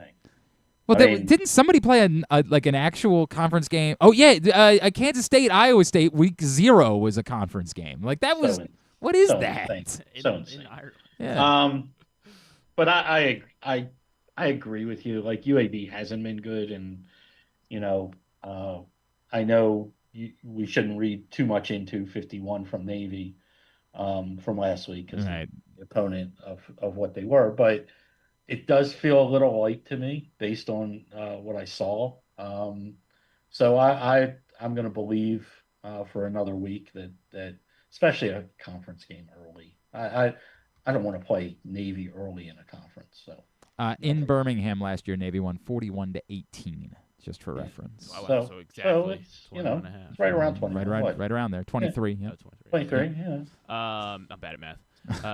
Griffin actually legitimately believed that was a 21.5 point You difference. said 40, and I just stopped at 40. I was like, boom. There it is. Go. Yeah, Navy's good. UAB is not. You saw this one over the last 3 seasons. UAB is 0-12 against the spread, coming off of a straight-up victory the week before. So they kind of rest on their Yannis a bit, it seems like, after wins. I'll take Navy. On UAB is Jeremy and Joe Serpico, the only two going against those boys. Yeah, Jeremy's always going to bet against the public. You know how Jeremy is. That's what he's doing. Against service academies. He doesn't like Navy. Michigan at Oklahoma. Game day is going to be in Norman. The number 18 ranked Sooners are hosting the number 15 ranked Michigan Wolverines on ABC 7:30 Saturday night. OU laying 5.5 against Michigan. I don't know what to make of either one of these teams, and because of that, I'm just going to play the points here. I do think Michigan's defense is obviously legitimate, and the problem is, again, they didn't play a good enough opponent for me to really. They also started their freshman quarterback, Bryce Underwood, last week, who looked very good, but again, against lesser competition. I think it was New Mexico. Yeah. So I don't know yet what to read into that. Plus, Jared Mateer might be betting John Mateer might be betting on the game. You got to keep that in mind here. Yeah, I give just because of the points. Bet against it's just enough points that I'll bite on Michigan. Freshman on the road, night game, first time. I get it, but their defense is good enough. I'm gonna. Aren't their coaches suspended for this game or something? Yes. Or something?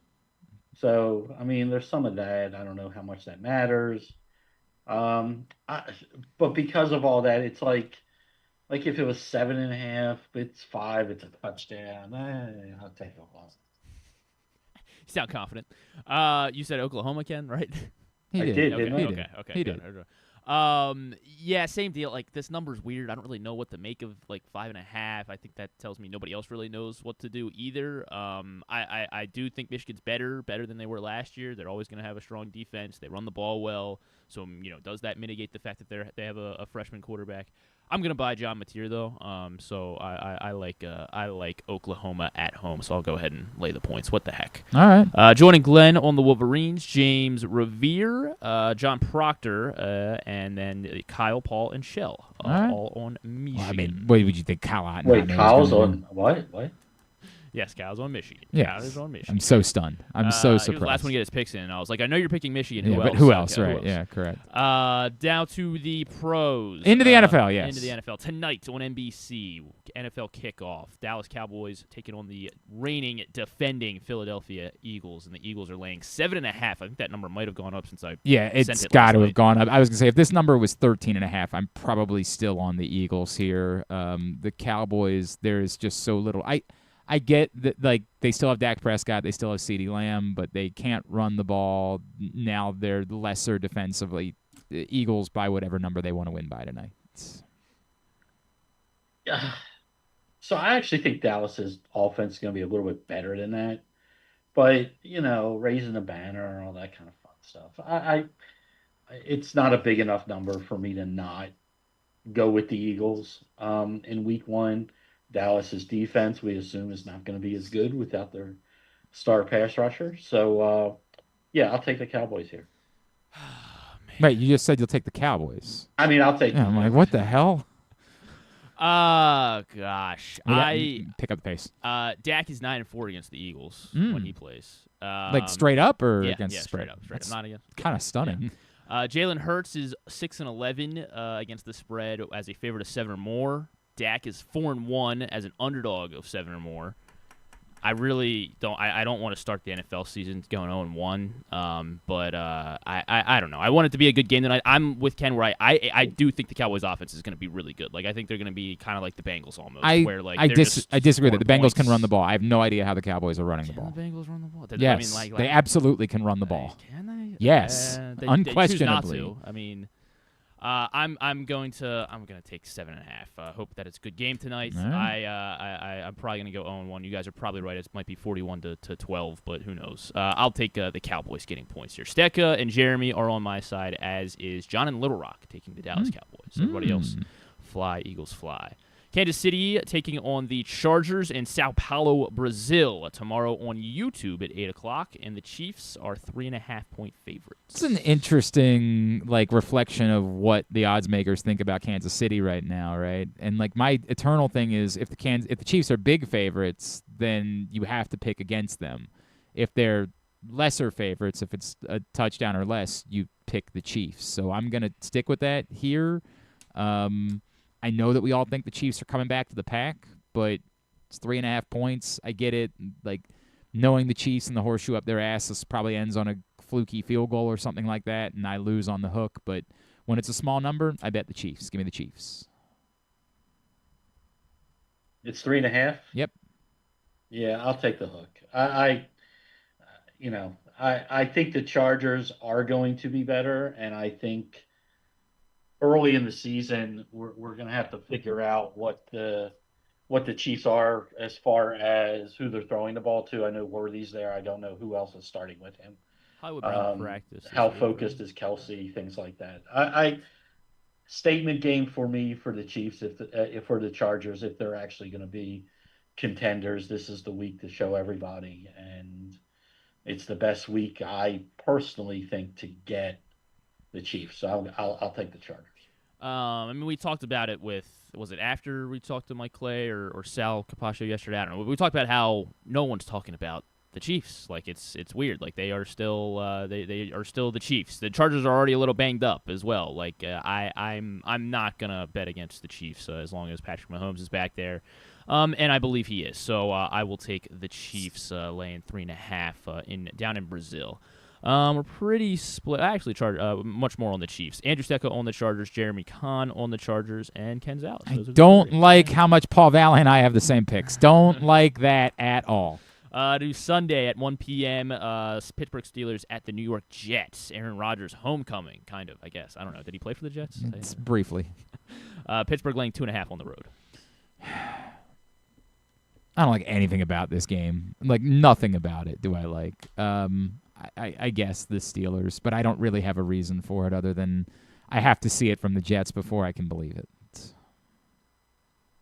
I actually do not remember what I said on this game. Do you tell you, or you? So don't tell me because I may change what I said, but I'm along the same opinion. The defense is too good. The Jets have to show me. I think they're going to be better. I think Fields gives teams a problem there. I think they have 2 really good running backs. They have a really good wide receiver, a young tight end that I think is going to be better than a lot of people think he's going to be with the pedigree in Taylor.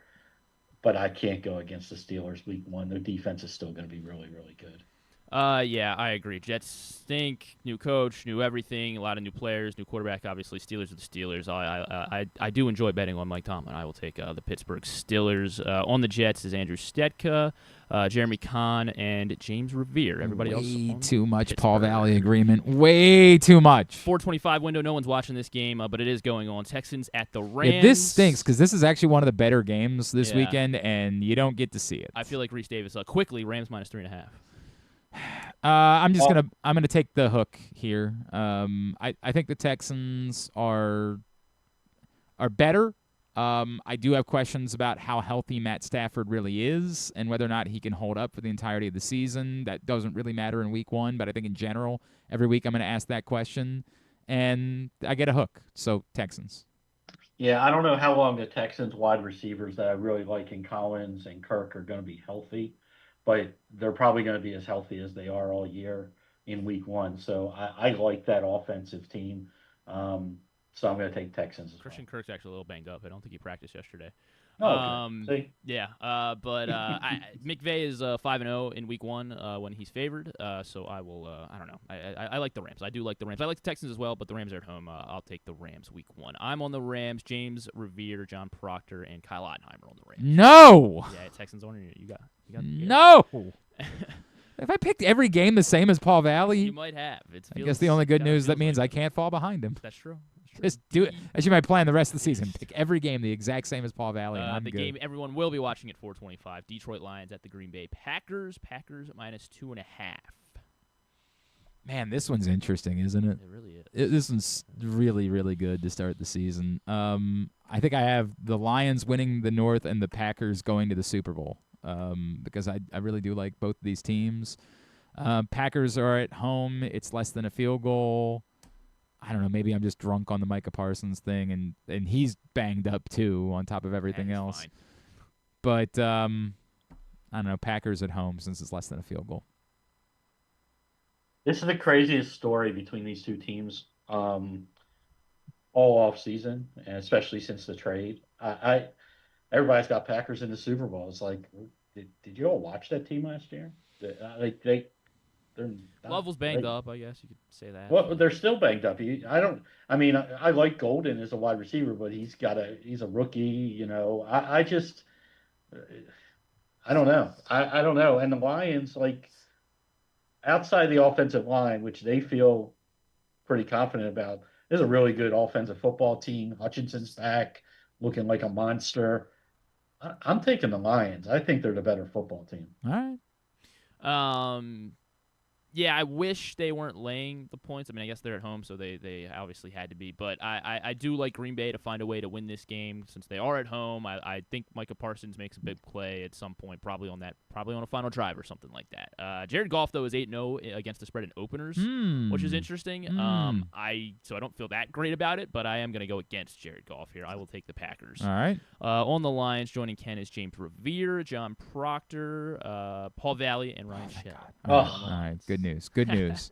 And finally in Buffalo on Sunday night, Bills just signed Matt Prater, by the way. So I did. Well, to the practice squad. They're not It just means Bass probably. Also, Matt Prater might be 107 years old. Yeah, but I think I have Tyler Bass in every league. I have him in a lot of leagues. I got to go and check that. Yeah. The Ravens are underdogs. Buffalo laying 1.5 here against the Ravens. Ravens, what the hell? What are we doing? It's week 1. Come on, man. Let's have some fun. Ravens. I'm about the same way. I mean, I don't like that it looks like Ricard's not going to play. Mm-hmm. I know that probably only in Baltimore you would ever hear that statement. Right. But it does change what they like to do on offense. I think some demons. I think the Ravens are carrying more of the demons here and more motivated than maybe the Bills are. It's week 1. I'm not going to start by picking against them, so we'll go Ravens. I'm going with the Ravens as well. I don't have a really good reason for it. I like the Ravens. It's two really good teams going up against each other. Yeah, anything could happen. No one has any idea what's going to occur, so we're just going to pick the team that we like. It's just sort of that simple. Apparently, John doesn't like the Ravens, though. John Little Rock, our first lone wolf of the week or of the year. Do it. There we go. John, it's funny. It's like we get so excited about the NFL returning, and there's no more overhyped week of any sport than week 1 of the NFL. Yeah, that's true. Because we don't know anything. Like all these people, you just had the betting people on. Like everybody's gonna. It's one of the biggest betting weeks of the year, and we know nothing because nobody plays in the preseason. Nope. We're all just guessing. It's just funny. All right, buddy. You hanging out with us on Sunday night for Project Game Day? That's really late. Come on, man. What are you doing? Yeah. I can't miss week 1. Right. I mean, what if they lose? Who's going to ask for the coach to be fired? No doubt. We need you there for that. All right, pal. We will see you on Sunday night. Thank you. Take care, guys. It's Ken Zalis with us for picks. John in Little Rock, what a bad guy. What a bad NIU guy. and the Bills this week. He does point out a reminder that NIU did beat Notre Dame on the road last season, which is a real thing that really happened. That is true. And I admittedly completely forgot about it. I'm not doing shtick. I completely forgot about it. I did have that. I guess I couldn't remember if that was last year. I probably am overreacting to one result, but I was just literally just going. I can't went into it saying I'm going to pick Northern Illinois. That number's that's too high. And then I looked at the one result and I said, "Son of a bitch! I can't pick a team that only won by 2 against Holy Cross. How could I do that?" Yes, you can. Well, I didn't. I mean, you I did. barely wins by 50, but We will see. We will see. All right, real quick. I did think that yesterday it was interesting. Obviously, the Ravens went back to work, and they're practicing again today. But Mark Andrews went to the podium. And obviously, we know the storyline that surrounds Mark Andrews and his specific return to Buffalo.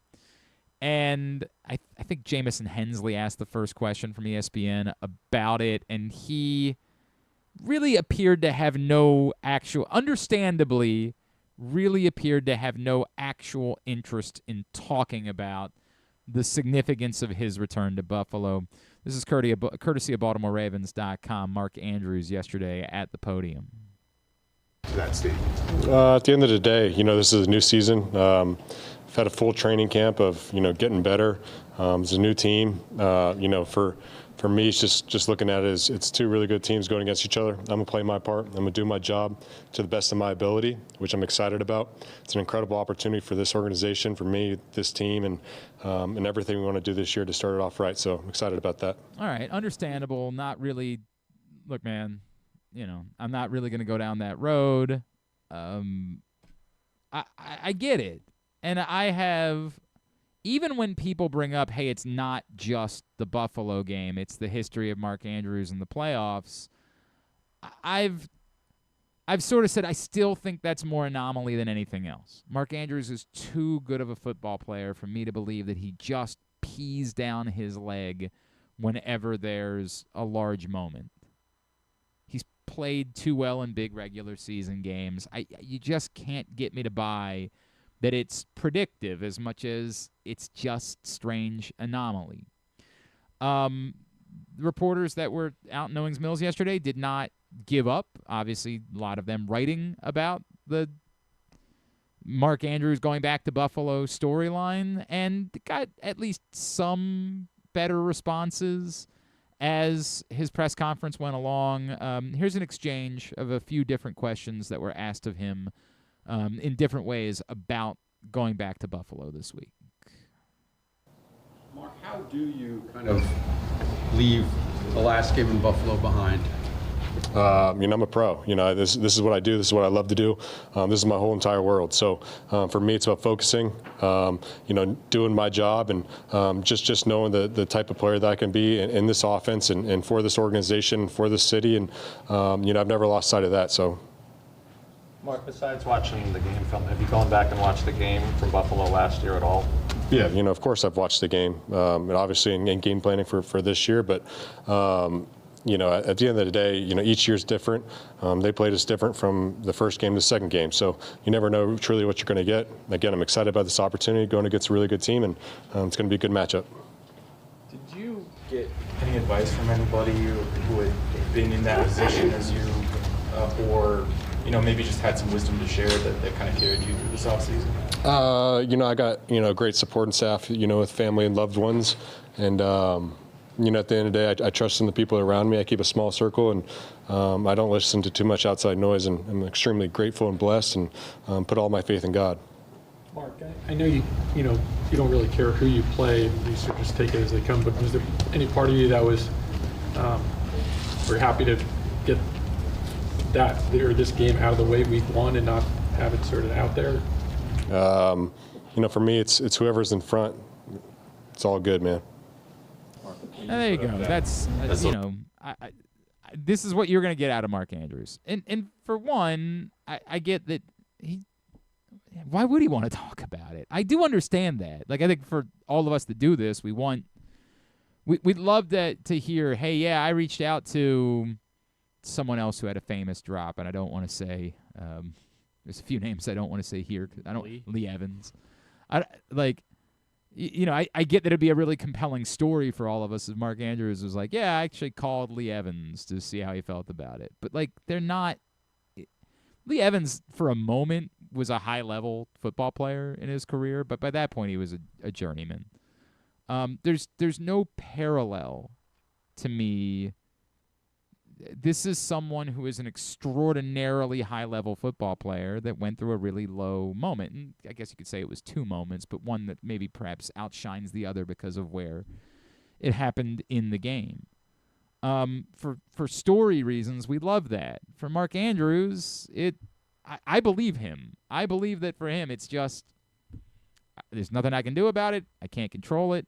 I have no interest in talking about it. I'm going to go play a football game.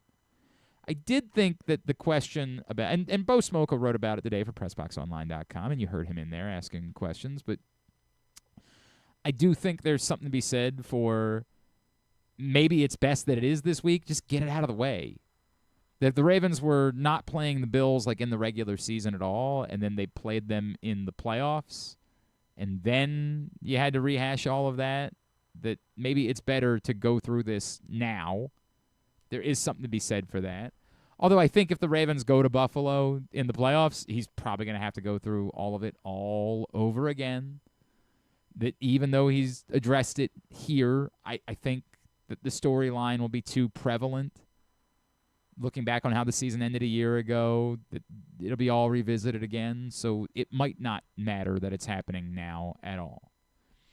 I understand, and I believe Mark Andrews. I don't think he's dwelled on this. He's too good of a football player. I think when you're a lesser player and this happens, it can become overwhelming. Like, it becomes almost defining. This is who I am. This is my story in the NFL.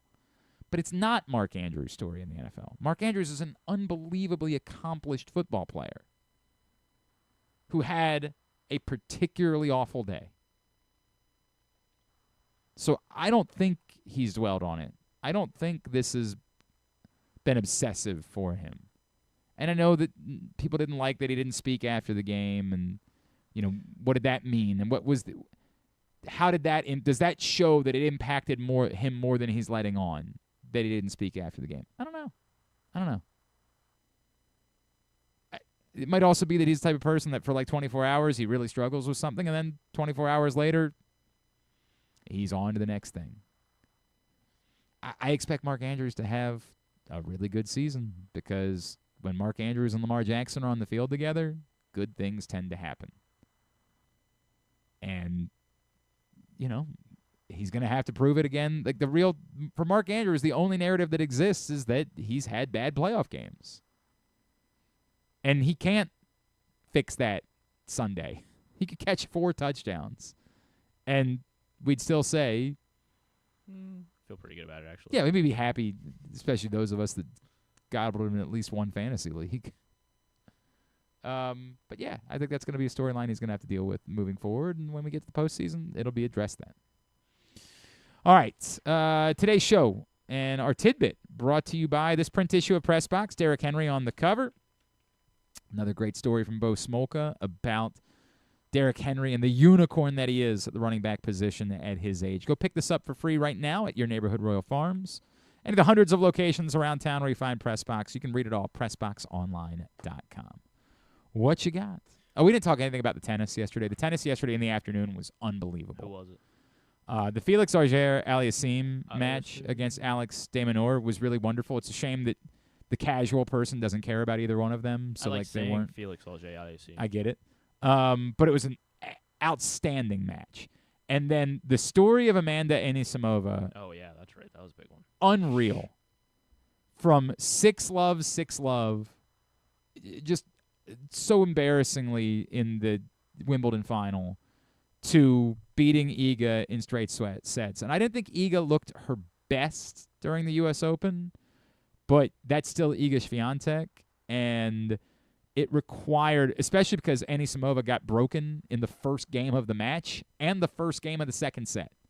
Had every opportunity mentally to, here we go again, pack it in. Her backhand was sublime. Anisimova, that's awesome. And now we get Anisimova Osaka, which will be a really good semifinal tonight. That's the second semifinal. The first semifinal is Pegula-Sabalenka, and it will be the final match that Cliff Drysdale will ever call for ESPN. And if you saw it yesterday, they went all out in a lengthy tribute segment to Cliff Drysdale. I actually turned off the coverage after the men's match and got in the car and put the Orioles game on. And Stan, the fan, called me and was like, "Are you watching this?" And then I went back and watched it. They did an unbelievable job on their Cliff Drysdale tribute. It was spectacular. But, yeah, Cliff Drysdale, end of his broadcast tenure, just days after Lee Corso, I'm like, I'm a puddle, man. I'm a mess. Yeah, great stuff there. So that'll be the first semifinal tonight. Cliff Drysdale's final match and Sabalenka Pegula. And then that was the bummer is that last night. Their Osaka match is pretty good. The Sinner Musetti match was not. It was a bloodbath. But that's kind of the story on Yannick Sinner, and we still very much he'll face Auger-Aliassime, who's played great, but I don't think is ready for that. It definitely still does appear. Goofy things happen with Carlos Alcaraz against Novak Djokovic. Like, he should beat Novak Djokovic. He's definitely better than Novak Djokovic right now, but that one at least has the potential to be interesting tomorrow afternoon to me. That's the 3 o'clock, and then Sinner Auger-Aliassime will be the night match tomorrow night. It was earlier in the week during the North Carolina game that I saw this one, thanks to ESPN. And it was that so Bill Belichick trying to join a list that only includes 3 coaches that have won a national championship and an NFL and a Super Bowl, an NFL championship. 3 coaches have won a Super Bowl and a national. Jimmy Johnson. Jimmy Johnson. With who? The Cowboys and Miami. Correct. Barry Switzer. That is correct. Oklahoma and the Cowboys. And Pete Carroll. Well done. Yeah. 3 Seahawks and USC. Yes. So Bill Belichick will be the 4th after he. Yeah. I don't. What do you mean? Don't think that's likely. Don't think that's likely. All right. Well, look at me. Look at me over here. I was reminded that now I want to make you look bad. Can you name the top 6 safeties according to the players? Are you serious? We're talking about Kyle Hamilton, and then we had Devin McCourty Bates. on the show. Bates is number 6. Branch is not in the top. That's 6. very surprising. Because there's another Detroit Lion. Which I guess, I'm sure he's played corner. I guess sometimes I think maybe I was thinking of him as more as a corner, but he is listed as a safety.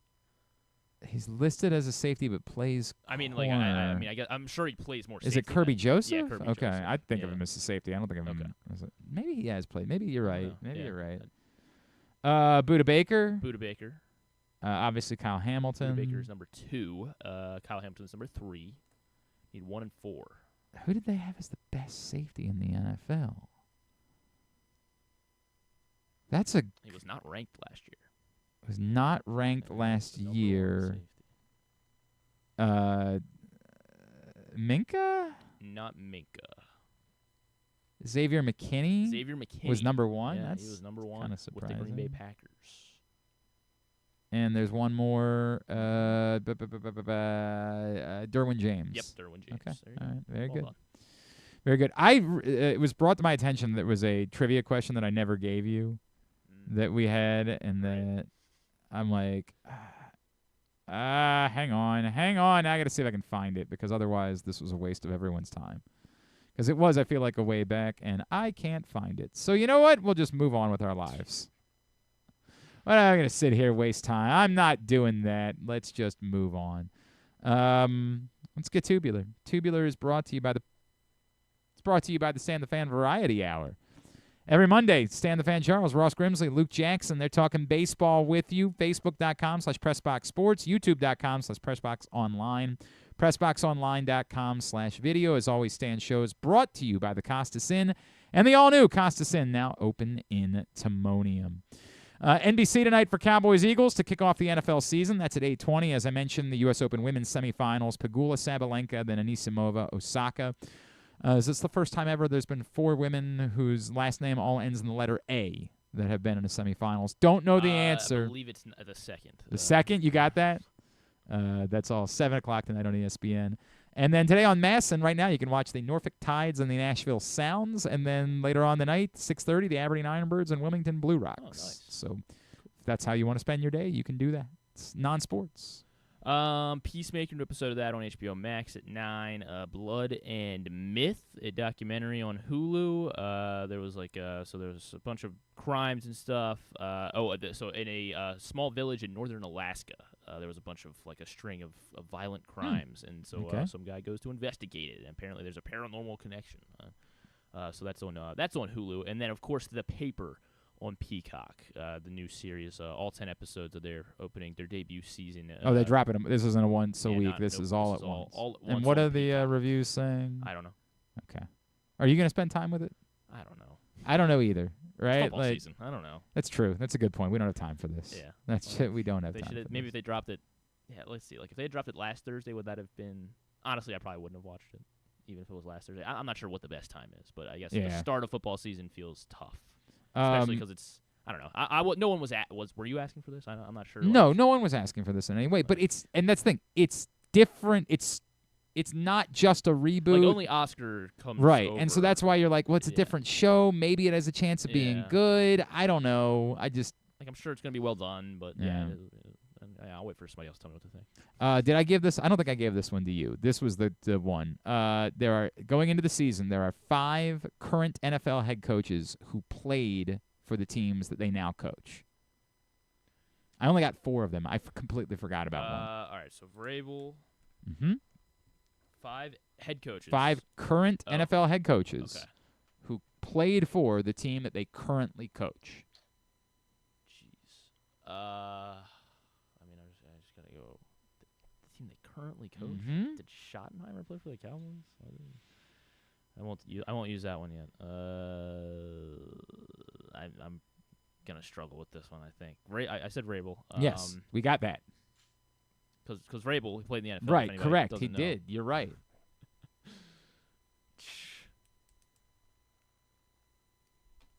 So that means the other ones. The other ones. That's what you're asking? Yes. For the other 4, there are 4 others. Did Aaron Glenn play for the Jets? Yeah, Aaron Glenn. Is that are we? Yes, Aaron Glenn played for the Jets.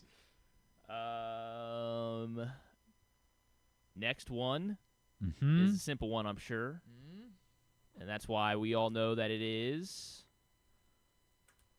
No, he didn't play for them. I don't think. Yeah, Jim Harbaugh never played for the Chargers, unless he did. Oh my God, you're annoying. Jonathan Gannon, did he play for the Cardinals? I'm not. I don't think he ever played. I'm not giving you anything. Just guess something. Jesus. How about Mike McDonald never played? Please, just guess something. Let's go with the. No, he definitely. This is horrible radio. This couldn't be worse. You're the one that asked the question. I know that, but you're just supposed to guess. Cowboys, Schottenheimer. No.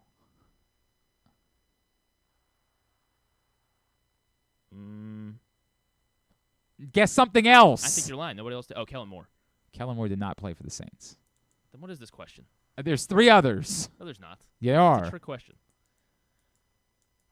For God's sakes, just guess. Todd Bowles, did he play for the Bucs? Todd Bowles did not play for the Bucs. So you would have gone 2 for 5. Our sports guy. No, you started putting pressure on me. You didn't give me. We don't. That's the amount of time that you have. You don't have. Yes, you do. You get like no, several minutes. You get a song. Also, you get 8. Yeah, I don't know if you've been paying attention, but you've been taking 3 that minutes. long. That's 3 total minutes. You've been taking and that also, long. I'm trying to talk through. Like I don't know if you heard from the other room. Him. This has gone very poorly. I don't care what he thinks. 2 for 5. Come on. I give up. Jim Harbaugh definitely played for the played Chargers. for the Chargers? The one that I actually forgot, ironically, I just forgot the Jets hired Aaron Glenn. I completely missed on that. The other two to me were pretty obvious. DeMeco Ryans obviously played for the Texans. See, I would have gotten there since I just didn't get to the AFC South. And a former tight end playing. Tight ends don't make good coaches. This guy's very popular. He's one of the most popular coaches in the NFL. Dan, what's his face? And Motor City, Dan Campbell. Dan Campbell played for the Lions, for sure. So D'Amico, Dan Campbell, Harbaugh. Okay. Aaron Glenn. Yep, correct. Those are the 5.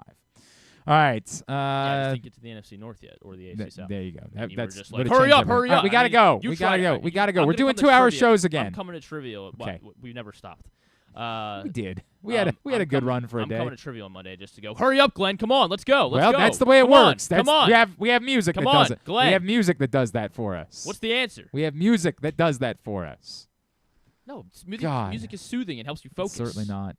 All right, thanks today to Ken Zalis. Thanks also to James Palmer and to Devin McCourty. We'll get all that up in the greatest hits section of the Aspiration tab at glennclarkradio.com. Aspiration. Actually sounds like a good name for a strip club. Aspiration? Yeah. We might need to look into that, pal. Might need to start a new business. Tomorrow on the program, Stan will be here, I assume. Yeah, he's usually good about letting me know. Mike Golick will join us. He's on the call for Westwood 1 for Sunday night. And I assume Bo Smolka tomorrow as well. Should be, yeah. Oh, boy. All right. Rock and roll. Thanks to everybody at PressBox, all of our great sponsors and partners, including Game Day Men's Health, as well as CountySports.zone, your local Toyota dealer, buyatoyota.com. Costas Inn, live casino and hotel, the Maryland 5-Star, the Maryland Cycling Classic, Nick's Fish House as well. We got a new show format. I never know what is being kept and what's not. We're gonna keep doing Bo on Fridays. All right. Jesus Christ. Thanks to everybody. I already did that part. Whatever. You go do goodbye. That's go what CeeDee Lamb. I drafted him in the first round when I won. Thanks. The league, so. Follow us Twitter, Instagram, and TikTok at Glenn Clark Radio. Thanks to Griffin, I guess, at Griffin_Bass. There we go. Have a great Thursday night. Go nobody. Duke sucks.